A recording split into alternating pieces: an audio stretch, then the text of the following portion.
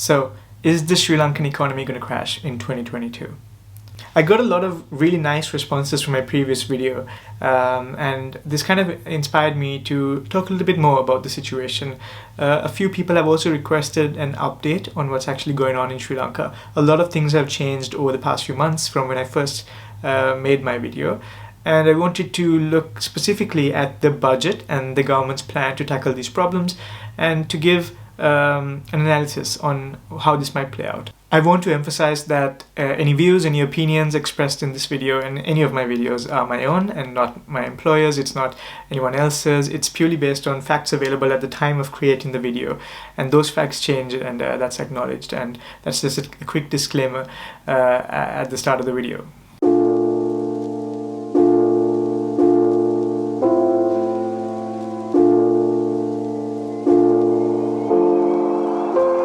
So the main inspiration for this video is an article on The Guardian Sri Lanka on the Budget 2022 plan.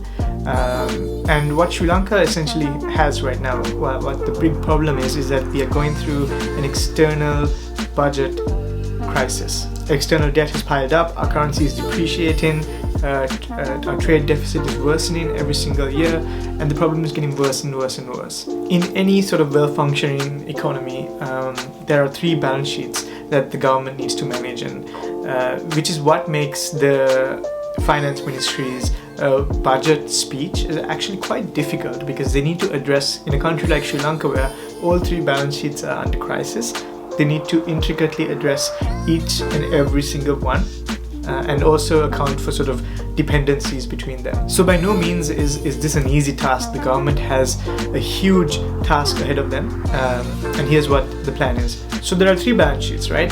The first is the balance of payments. The balance of payments is essentially the money, the foreign currency that comes in and the foreign currency that leaves the country. And hopefully you should be having more foreign currency coming in than leaving. That hasn't been the case in Sri Lanka. The second balance sheet is a balance of trade. The balance of trade is the exports that the country sends out of the country versus the imports that the country brings into the country. Ideally, you should be exporting more than you're importing, and that hasn't been the case in Sri Lanka either. In a country like Sri Lanka, we tend to export things like tourism and labor, but sort of our imports have traditionally outstripped our exports, and we'll get into the numbers a little bit more into the video. And number three is really what we traditionally associate with the budget, which is the country's own internal balance sheet, how much it's spending on sort of social welfare, investment, it's sort of state-owned enterprises, the profit and loss that those enterprises make. It's government expenditure versus the actual tax revenue from indirect and direct taxation that the government earns. So it's revenue that the government earns from taxation versus how much it actually spends. And a large part of the budget speech was focused on this third balance sheet, which is one of the main criticisms that the government is getting for this budget plan. It addresses the third balance sheet, but our problems are in the first two. So I found some excellent analysis by KPMG, which I'm going to pull up now. This graph above shows the continual decline in the foreign reserves of the country. At the end of 2020, we had around $5.7 billion in foreign reserves, despite Sri Lanka managing to increase worker remittances by 5.8% year on year and reduce the trade deficit by 25% year on year in 2020 due to sort of lower imports.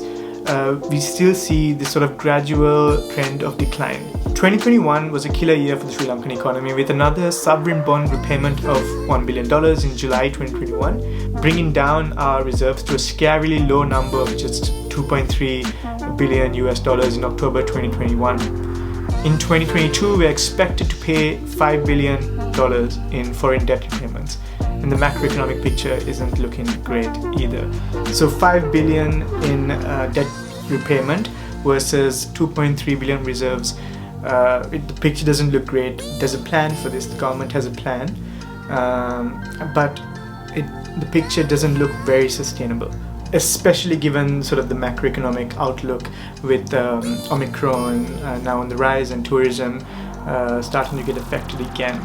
This second graph simply shows the depreciation of the rupee against the dollar by 8.9% from Jan to October 2021. The Sri Lankan rupee has also depreciated against the euro, the Australian dollar, the pound, the Indian rupee as well. The government is trying its best to tackle this through import restrictions on motor vehicles and non-essential goods, and mandatory conversion rules for export processed receipts, but this trend seems to be persistent and has been for the past few years.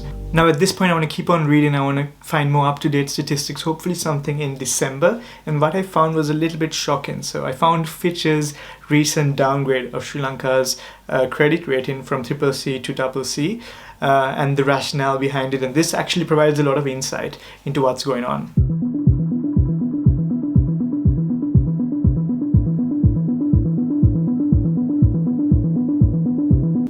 So Fitch downgrades Sri Lanka's long-term foreign currency IDR to CC. What really got me is this statement here, which I've highlighted. Fitch typically does not assign outlooks or apply modifiers for sovereigns with a rating of CCC or below. This actually felt quite unsettling for me to read. It feels like Fitch had already sort of given up on the country, and that's very uncomfortable start to the article.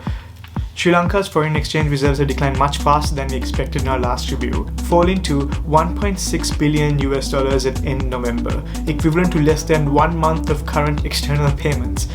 So it's no longer $2.3 billion, it's actually 1.6 in the most recent figures, and this is very worrying, and we'll see why later. We believe it will be difficult for the government to meet its external debt obligations in 2022. There's two $500 million payments in Jan 2022, $1 billion due in July 2022, and cumulative foreign currency debt service including interest and principal amounts to about $26 billion from 2022 through to 2026.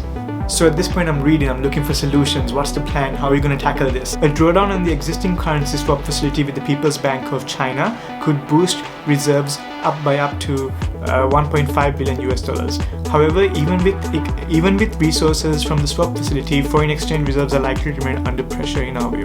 Additional sources of financing could come from an economic support package from India, which contains a swap facility under the South Asian Association for Regional Cooperation Currency Framework of $400 million, a swap facility with Qatar Central Bank, and a revolving credit facility with the Bank of China Limited. However, even if all these sources are secured, we believe it would be challenging for the government to maintain sufficient external liquidity to allow for uninterrupted debt service in 2022. Now that, friends, is something that makes me very uneasy.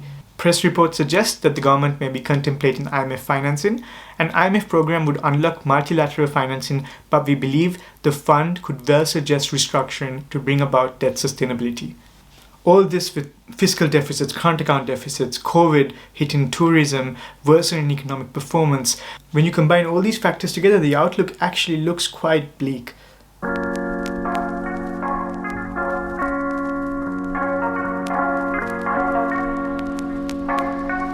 So scrolling down to page 74 out of the 79-page budget speech is when I'm starting to get some insight into what the government's plan is for tackling this external sector crisis. My goal is to increase our country's official foreign reserves to $10 billion by 2027. Expected exports are supposed to be 11.9 billion for the year. Expected imports is about 18.9 billion. Fine. Therefore, the trade deficit should be around 7 billion. Fine. Next year, he expects a trade surplus of 1 billion in 1 year to completely flip the scale. This seems really ambitious, and ports and IT exports and FDI and all these things will contribute, but turning a $7 billion trade deficit into a $1 billion trade surplus, it's a very ambitious goal.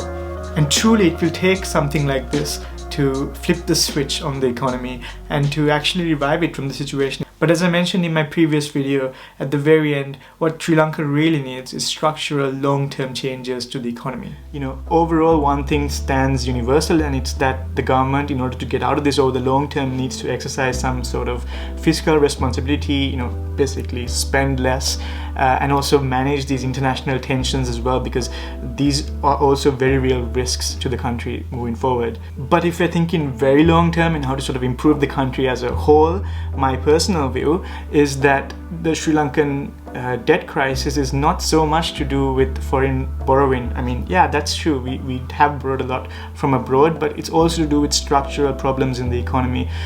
We need to improve our trade balance. We need to start exporting more and sort of address that. And we need to improve our tax revenues. We need to improve our foreign direct investment. So we need to try and encourage more investment in the country as well.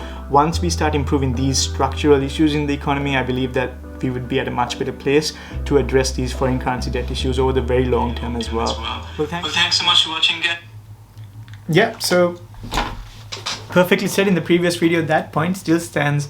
We need to address our trade imbalances, we need to address our tax revenue challenges, we need to address the composition of what we're exporting, we need to address these structural problems in the economy, and this will truly be the long-term solution that leads to success and that leads to Sri Lanka prospering again in the way that that everyone in the country really truly wants for it. Well, thanks so much for watching, guys. I'm really happy I managed to do an update video. I've had a long hiatus without posting anything, so I'm really glad to be back on it. If you guys have any other topics that you'd like me to discuss, I'm very happy to do so. Just drop it down in the comments below and let me know what you think of this video. After so long, I'm a little bit rusty, but I hope you excuse me for that. And yeah, I'm looking forward to seeing you in the next video.